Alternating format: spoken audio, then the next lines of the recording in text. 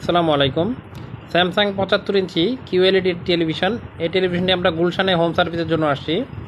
এই টেলিভিশনটিতে প্রবলেম হচ্ছে হলো স্ক্রিনটিতে সমস্যা। স্ক্রিনে টোকা দিলে ভিতরে ব্যাকলাইট জ্বলে, কিন্তু স্ক্রিনে কোনো ছবি আসে না, আর সেটটি রিস্টার্ট হতে থাকে। তো এটা আজকে আমরা সার্ভিস করে দেখাবো আপনাদেরকে। এই হচ্ছে টেলিভিশনের পাওয়ার বোর্ডটি। তো ক্যামেরাটির সামনে নিয়ে আসো। হ্যাঁ, এই দেখতে পাচ্ছেন প্যানেলের এই সাইডটাতে আমাদের কাজ করা হয়েছে। একটা লাইন বাইপাস করে দেওয়া হয়েছে। এই লাইনটি বাইপাস করার পরে প্যানেলটি আগের মতো হয়েছে। এখন ছবিটা দেখাবো আপনাদেরকে।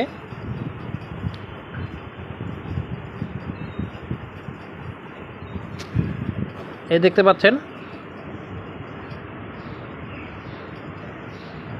তো আপনারা যারা আমাদের কাছ থেকে হোম সার্ভিস নিতে চান, তো আপনারা আমাদের পেজে কল করবেন।